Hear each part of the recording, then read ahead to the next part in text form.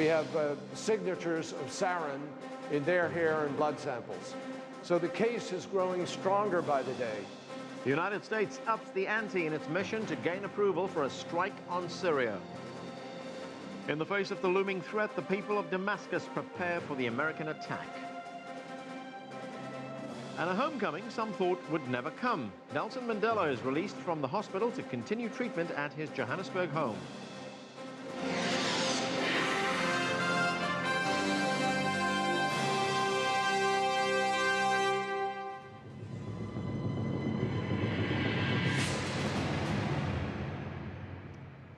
Hello and welcome. I'm Anand Naidoo. Thanks for joining us. After announcing it will seek congressional approval for a military strike on Syria, the US government now says it has evidence that sarin gas was used by the Assad regime on civilians in an attack on the suburbs of Damascus last month. The US Secretary of State John Kerry says blood and hair samples taken from first responders have tested positive for the nerve agent. The announcement comes as the White House began lobbying lawmakers to back US President Barack Obama's decision to target Syria in retaliation for the alleged chemical attack. Nathan King has been following the latest developments. He joins us now. Nathan? That's right, and the first physiological evidence that the White House says proves that Governor Bashar al-Assad gassed their own people. But the job of convincing a skeptical American public and their representatives in the US Congress has only just begun. I think the president's made a very courageous, but sir, and I think Congress and the American people should welcome this. The votes aren't there. Kicking off a week of lobbying, the US Secretary of State took to the airwaves to push the administration's case in a bid to build broader coalitions at home and abroad. It also gives us time to reach out to allies, friends around the world, build support on an international basis. And I think ultimately we can proceed, the president can proceed, and our nation can proceed from a much stronger position. We're not considering any boots on the ground approach. The US administration also began behind-the-scenes briefings of US representatives on the intelligence of the alleged chemical attack and announced more evidence. We now have evidence from hair and blood samples from first responders in East Damascus, the people who came to help. We have signatures of sarin in their hair and blood samples. So the case is growing stronger by the day. Various US lawmakers also took to the TV screens to indicate that there will be a tough fight ahead. I would say if the president cannot make his case to Congress, then it's not going to pass. So I believe when that case is made, and it's not only made to Congress but to the American public, I believe that we will rally behind the principle that use of chemical weapons is wrong and it can't go unpunished. Though a US attack may now be delayed, it is far from cancelled. The US president says he still has the authority to act alone, even without congressional approval. If he gets their backing, he is certain to strike, and many more Syrians are set to flee Damascus between now and the week of September 9th. Those briefings to Congress will go on all week, and the US president himself is pushing the case. Monday, he is set to meet with the powerful Senator John McCain, who has long pushed for a more robust American approach to Syria. There will also be plenty of US lawmakers telling the president that they want the US to stay out of the country. Some tough days of arm twisting ahead. Quite right, Nathan. Now, as you pointed out, there is a skeptical American public out there. There is also a skeptical Congress out there. The world is also skeptical. So how is President Obama trying to sell this? First of all, he's trying to sell it by saying it's not Iraq. It's a limited strike. No invasion, no boots on the ground. The second thing is he's saying we're all Americans. This is not a Republican-Democrat thing. This is not health care.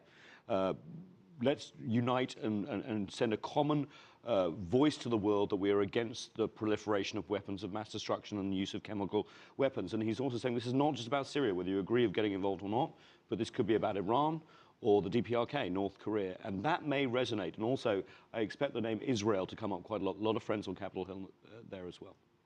Nathan King, thank you, sir. Meanwhile, the United Nations inspection team is preparing to analyze evidence taken from the outskirts of Damascus. UN Secretary General Ban Ki-moon has been closely monitoring the situation. CCTV's Nick Harper has the latest. Hi! Relief to be away from a war zone.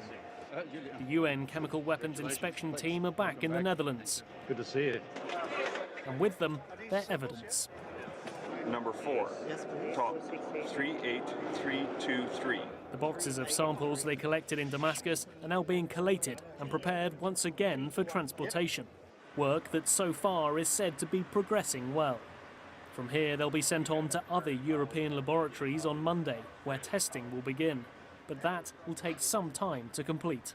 We are not specifying a timeline. We're simply saying that it is being done as fast as it is possible to do within the scientific constraints. At the United Nations in New York, a spokesperson said accuracy would not be jeopardized by a desire for quick answers. The Secretary General is obviously very keen, as is the rest of the international community, that this should be done as swiftly as possible, but you need to be able to adhere to the standards so that the scientific process of verification is credible. Answering questions about President Obama's decision to involve Congress in the plans for military action, he suggested the Secretary General was pleased. I can tell you he regards it as one aspect of an effort to achieve a broad-based international consensus on measures in response to any use of chemical weapons. With the collected samples going to laboratories in the coming hours, testing can finally begin to see if chemical weapons were used. But the final results of those tests won't be ready for several days, and may even take up to 2 weeks. Nick Harper, CCTV, at the United Nations in New York. Arab foreign ministers are meeting in the Egyptian capital Cairo to discuss their position on Syria. The Arab League has accused the Syrian government of carrying out last month's suspected chemical attack in an area of Damascus, but the League has so far stopped short of backing military intervention, calling instead for the United Nations to take, quote, deterrent action against the Syrian regime. The United States has urged the League to harden its stance. Saudi Arabia and Qatar have both backed moves to try to bring down the government of Bashar al-Assad, but Egypt, Lebanon and Jordan have called for a diplomatic solution. For more now on the regional issues to the Syrian crisis, we're joined from Los Angeles by James Galvin, a professor of Middle East history at the University of California at Los Angeles. Thanks for joining us, sir. Thank you for having me. We look at the Arab League right now, and it is blaming Bashar al-Assad and calling for action, what it calls deterrent action, but it doesn't specify what kind of action. In fact, it's backed away from saying we will back specific military action against Bashar al-Assad. Why is the organization being so reticent? Well, first of all, the organization is not unified on what they want to do. As your lead-up to the story said, the Egyptians, for example, are not particularly anxious to allow for a opposition victory now. The Lebanese are very divided. They feel that no matter what side they're going to come down on, it's going to be wrong for a large part of their own population. The Saudis did something very significant today. On their website, Al Arabiya, which is a Saudi-owned website, they called Syria occupied Syria. They said that it was occupied already by Iran and by Hezbollah. What they're trying to do is they're trying to say, look, international intervention has already taken place. We can now call for more international intervention on our side. So in a sense, are we looking here at a proxy war? Is Syria being used by the United States to actually undermine Iran's influence in the region? Absolutely. But it's always been a proxy war. It's been Iran, Hezbollah, and Russia, for example, on one hand, and Saudi Arabia, the United States, and the Gulf allies on the other hand, along with Turkey, and sometimes Qatar as well. And both sides have their favorites in terms of, for example, Qatar, for example, likes the Muslim Brotherhood in Syria. The Saudi Arabians and the Americans like the National Coalition at the present time. But overall, this already is a proxy war. And we've seen this by the role that Hezbollah, for example, played in the siege of Qusayr. If we see President Obama take action against Syria, he said that it'll be limited and narrow, but it's still an act of war, isn't it? Couldn't this draw other forces like Hezbollah, like you've just mentioned, into taking action against the United States? It's possible, but not probable. They have bigger fish to fry at the present time. I think ultimately what Obama wants to do is to reinstate a stalemate. Not get rid of Assad, but reinstate a stalemate between the opposition and the government so that negotiations will take place. I'm very skeptical that this will result in real negotiations, but this is the American position at the present time. What this means, of course, is that the United States is very anxious for more bloodletting to take place against Hezbollah and Iran within Syria. Because the president, up to now, has not told anybody what his broader goals are. I mean, he talks about a limited strike, a narrow strike, etc., a surgical strike, call it what you will. But it doesn't seem to fit within a broader context of what he wants to achieve, what he wants to come away with. Well, the reason for that is that what he wants to get away with is a very, very cynical thing. What he wants to do is not to overthrow Assad. What he wants to do is not particularly to punish Assad either, but to degrade his military force and to ensure that there has to be negotiations. And negotiations will only take place if both sides understand that they cannot win a military victory. In other words, if there is another stalemate imposed once again. And that's what the American policy is. And if the United States can bog down Hezbollah and Iran in the process, more power to it.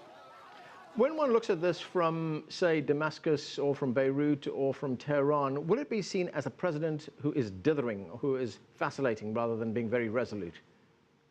It's already been seen that way, that the Syrians today in Thawra, which is a government-run newspaper, talked about an American retreat, for example. They're mocking Obama, but the proof of the pudding will come a little bit later, I think. There was a long, people probably remember, a long build-up to the first Gulf War. Saddam Hussein mocked the Americans and mocked the coalition in the first Gulf War, and then pretty much got defeated within 100 hours. So it's one of these things that we're going to have to wait and see. James Gelvin, thanks for joining us, sir. Thank you for having me. Now, as the United States decides whether or not to strike Syria, residents in the Syrian capital Damascus are preparing for the worst. CCTV correspondent Alaa Ebrahim reports. At a time when threats of war against Damascus becomes louder, life goes on as normal in the world's oldest capital as it gets ready to face what many believe will be an imminent American military strike. This is a Shalan market in Damascus, one of the main markets in the city for grocery and food items. People are going about doing their daily businesses, but the normality of the scene does not mean that anticipation isn't the dominating factor here. We are worried. I fear that the electricity will go down along with communications, but I am hoping nothing will happen. I might not be able to leave the house, so I'm stocking up on bread and canned food. Maybe I will have to stay home for a couple of days if they attack us, but I don't think it will be for long. Many of the residents of Damascus fear that an American strike will destroy the country's infrastructure and will plunge their city into the darkness of blackouts. This crowded petrol station is filling up not only for cars, but also tanks for those who want to keep some petrol at home for their generators. But the fact remains that Damascus have been living in warlike conditions for the past 29 months, so many of the residents are used to the anxiety of armed conflicts.